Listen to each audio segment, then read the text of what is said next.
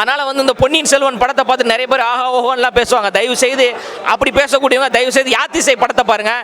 இப்படி ஒரு படம் தமிழ் சினிமாவில் எடுக்க வாய்ப்பே கிடையாது. இது பொன்னியின் செல்வன் 2ஆம் பாகம் எங்கே வெற்றி பெறாமல் போயிடுமான்ற நோக்கத்திற்காக இந்த படத்தை நீர்த்து போகக்கூடிய வகையில் 24ஆம் தேதி பொன்னியின் செல்வன் ஃபர்ஸ்ட் பார்ட்டை ரீரிலீஸ் பண்ணுறாங்க. இதற்கு வாயில உங்களுடைய வாயிலாக மிகப்பெரிய கண்டனத்தை தெரிவித்துக் கொள்கிறோம்.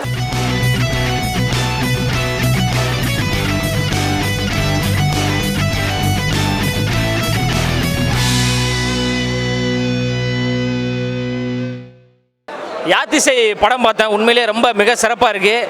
இந்த படத்தை யார் பார்க்குறாங்களோ இல்லையோ தயவு செய்து டைரக்டர் மணிரத்னம் அவர்கள் கண்டிப்பாக பார்க்கணும். பொன்னியின் செல்வன்லாம் அந்த படத்தை தண்ணி குடிக்கணுங்க. அந்த அளவுக்கு மிக சிறப்பாக எடுத்திருக்காங்க. ஒரு குறைஞ்ச பட்ஜெட்டில் 8 கோடி ரூபா பட்ஜெட்டில் படம் எடுத்ததாக சொல்கிறாங்க. உண்மையிலே படத்தை பார்க்கும்போது ரொம்ப பிரம்மாண்டமாக இருக்குது. ஒரு 100 கோடி ரூபா செலவு பண்ணி படத்தை எடுத்திருப்பாங்க போல் அப்படின்ற ஒரு பிரமை பத்தது. 7ஆம் நூற்றாண்டில் நடந்த ஒரு கருவை மையமாக வச்சு படம் எடுத்திருக்காங்க. ஒரு 1300 ஆண்டுகளுக்கு முன்னாடி நம்மளை கொண்டு போய் சேர்த்துருக்காங்க.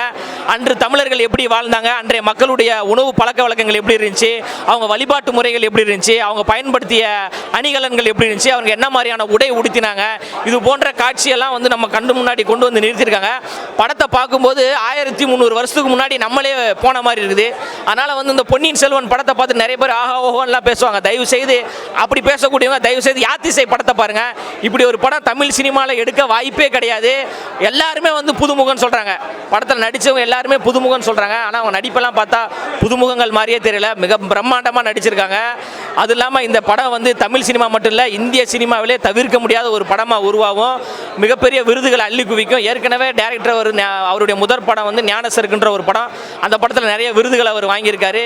இந்த படத்தின் மூலமா வந்து இயக்குனர் தரணி ராஜேந்திரன் அவர்களை வந்து தமிழ் சினிமாவில் தவிர்க்கவே முடியாது.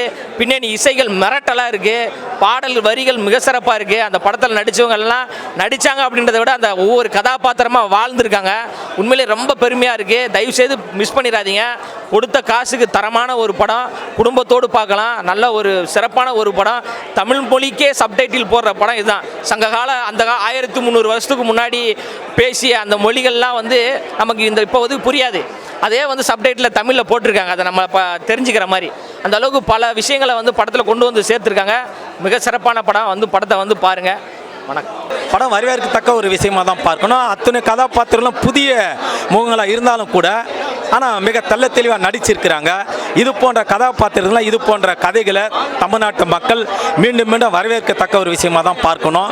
ஏன்னா இது போன்ற கதைகள் எங்கேயாவது ஒரு பகுதியில் தான் வரும். யாராவது ஒரு நபர் தான் எடுப்பாங்க. தெளிவாக எடுத்திருக்கிறாங்க. படக்குழுவுக்கு மனமார்ந்த வாழ்த்துக்கள், நன்றிகள். இது பொன்னியின் செல்வன் 2ஆம் பாகம் எங்கே வெற்றி பெறாமல் போயிடுமான்ற நோக்கத்திற்காக இந்த படத்தை நீர்த்து போகக்கூடிய வகையில் 24ஆம் தேதி பொன்னியின் செல்வன் ஃபர்ஸ்ட் பார்ட்டை ரீரிலீஸ் பண்ணுறாங்க. இதற்கு வாயில உங்களுடைய வாயிலாக மிகப்பெரிய கண்டனத்தை தெரிவித்துக் கொள்கிறோம். படம் குடும்பத்தோடு வந்து பார்க்கலாம். அனைவரும் பார்க்கக்கூடிய படமாக தான் இயக்குனர் எடுத்துகிற வாழ்த்துக்கள். ஆமாம் ஆமாம்.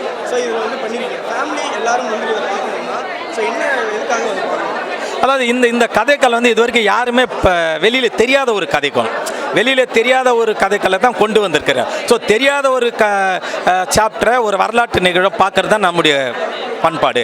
அதுக்காக நான் சொல்கிறேன். அதுக்காக இந்த சூழலை ராஜராஜன் சோழனுடைய வரலாறு யாரால் நீர்த்து போகக்கூடிய வகையில் செய்ய முடியாது. அவர் மாபெரும் மாட்டு கருத்தில் இல்லை. ஆனால் இது போன்ற மறைஞ்ச ஒரு வரலாற்றை வரவேற்கத்தக்கணும் இல்லையா? அதுதான். ஆமாம்.